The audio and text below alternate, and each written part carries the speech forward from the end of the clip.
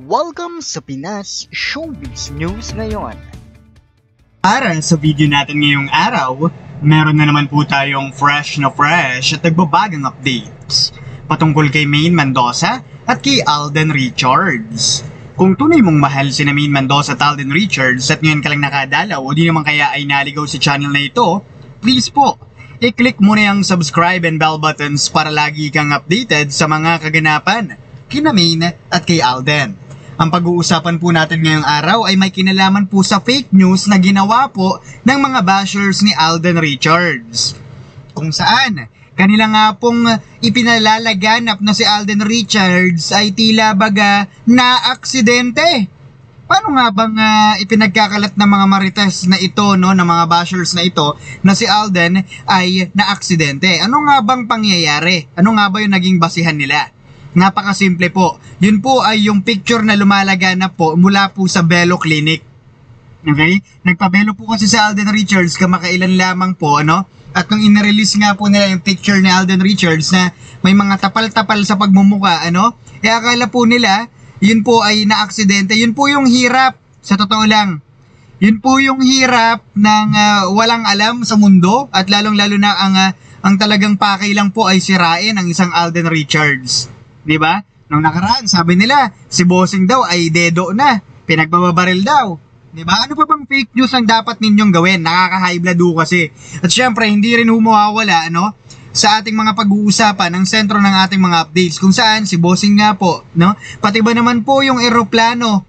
Pati ho yung eroplano ni Alden Richards, ano? Yung private plane na kanyang inarkila dito po, no? Sa, kung di ako nagkakamali, dito po papunta sa Boracay. Sinasabi po nila na pera daw po ni Bossing ang ginamit doon ni Alden Richards. At talaga nga naman daw pong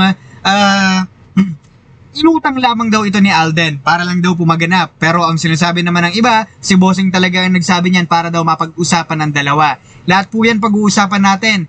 Diba, napakatagal na, lumang-luma ng kaganapan. Pero anong nangyari? Pinaiingay at pinaiingay po nila kasi nga po, wala na ho silang malamon, wala na ho silang magawang fake news.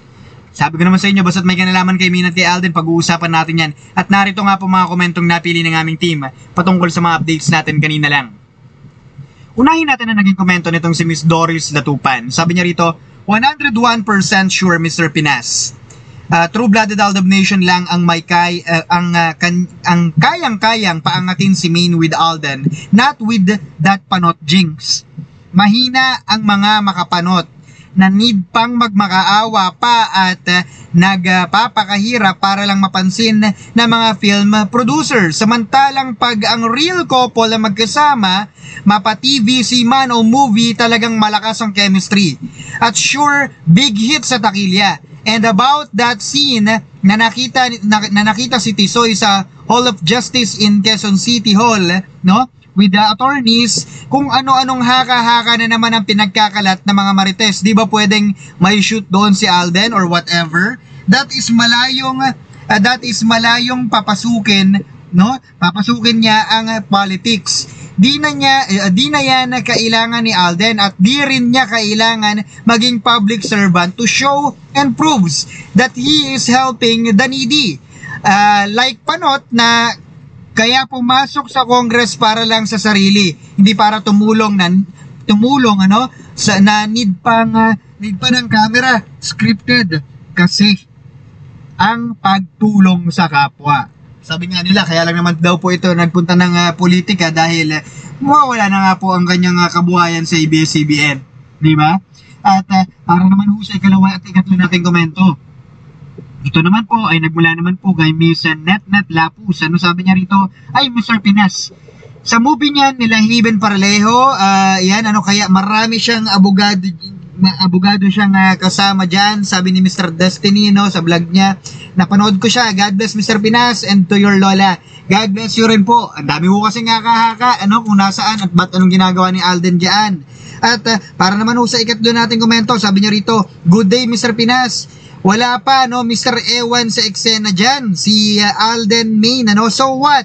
If Alden would run sa QC, hindi nila pag-aari ang QC. The truth, threatened sila kay Alden. Oh, hindi ba yan ang totoo? Si Alden, hindi naman yan interested sa politics. In case naman Alden would run for a position sa QC, sure, panis sila. No? Mawawash out ang mga corrupt o wala akong i-mention na name, ano? Good day sa lahat, Aldab Nations. Keep going strong.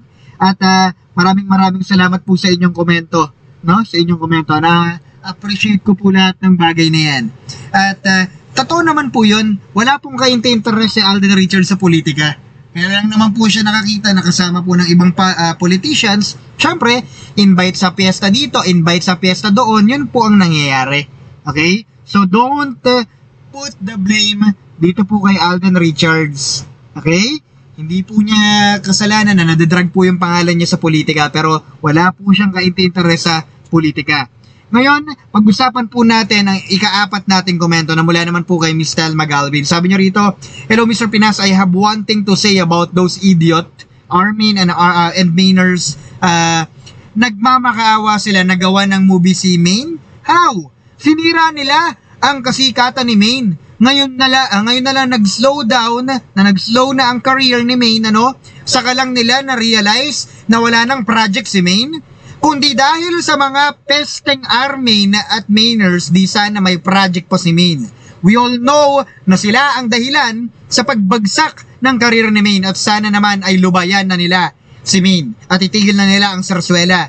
Anyway, thanks sa update mo Mr. Pinas and God bless. At salamat po sa pang-real talk sa kanila. Okay? Sana nga po nawa ay ma-realize nila na kasalanan po nila kung bakit naglamlam ang karera ng isang Maine Mendoza. Okay? Ang hirap na hirap po kasi silang aminin yon na talaga namang sila ang may kasalanan kung ba't nangyayari ang mga bagay na yan. Thank you po, ano? At ngayon, pag-usapan natin ang sentro ng ating mga updates. Umagang-umaga, nagkakagulo ang lahat. Bakit kanyo? Dahil sa Facebook na pinagkakalat po nila. Ang pinagkakalat po nila dito, si Alden Richards ay na-aksidente at puro daw po gasa ang pagmumuka. Okay? Yan ho yun. Ano nga bang aksidente raw ang kanyang sinapit? Napakasimple lang po. Aksidente po para ho sa mga gabutil ng munggo ang utak ang inabot ni Alden. Hindi ho na aksidente ang isang Alden Richards. Ito po ay parte ng isa sa mga serbisyo na makukuha po ninyo sa Belo. Okay? Nagpabelo ho kasi si Alden Richards at kaya po ganyan ang kanyang muka ay part po yun ng treatment na tinatawag nila. Hindi ko alam kung anong particular na tawag po doon ano, sa ginagawa ng Belo Group Companies na ganyan. Sa mga facial chuchu, ano? Hindi ko kasi mahilig sa mga ganun. Pero lahat po yun ay talaga naman po na hindi, confirmation lang po yun, ano, na hindi po na aksidente ang isang Alden Richards. Kaya pakitantanan. Pakitantanan po siya dahil hindi rin ho namin kayo tatantanan. Ika nga ni Mike Enriquez, sumalangit nawa. Ngayon, puntahan natin ang isa pa no, sa mga dapat nating pag-usapan. Napakasimple po na mga dapat nating pag-usapan. Ano? Pati ba naman ang eroplano nila Maine Mendoza at Alden Richards noon, ano, na ginamit po sa Boracay when Alden Richards surprised Maine Mendoza, no, na yung private plane na sinasabi po nila, no, was used by Alden para nga naman daw po ma-surprise sa si Maine, ay nagmula daw po sa sariling bulsa ni Bossing Vic. Okay? Paano ito nabuhay na naman? Meron ho kasing fan na nagtanong dito po kay Bossing. At ngayon yung fan na ito na paniwalain, ano, sila naman po ngayon ang nagkakalat ng balita na wala naman talagang pera si Alden. Ang pera lang naman talaga ni Alden noon ay gagarampot kaya hindi talaga niya ma-afford na umarkila ng private plane. Masabihan ko lang po kayo, ano, sikat na po si Alden at saka si Maine ng mga panahon na yon. Ang laki-laki na po ng kanilang kinikita that time. Kaya Alden could afford that. Okay? Alden could afford that. Ngayon, dagdag pa nga po ng isang fan na ito, sinasabi po niya rito na kaya raw ito ginusto ni Bossing Vic na mangyari para daw mapag-usapan palalo si Maine at saka si Alden. Pero take note, hindi po ito nangyari na mayroong camera. Ito po yung nangyari behind the camera. Kaya please, pakitantanan po ninyo si Alden Richards at Maine Mendoza. Nagkakaintindihan po ba tayo? Dahil hindi po natin papabayaan na ganyanin ng kahit na sino man po si Maine at saka si Alden. At ang mga naniniwala lang po dito, syempre, yung mga baguhan. Yung mga baguhan na ngayon pa lang po sumusuporta kay Maine at kay Alden. Pero kung ikaw ay matagal ng supporter ng isang Maine Mendoza and Alden Richards, you would know what I am talking about. Okay? Maiintindihan mo kung ano yung aking sinasabi pagdating po sa ganyang bagay. Okay? Sana po nagkakaintindihan tayo dahil kami po rito sa Pinas Showbiz News ngayon ay hindi po titigil para lang po masawata ang paggawa ng kung ano-anong fake news ninyo. Muli ito po ang Pinas Showbiz News ngayon.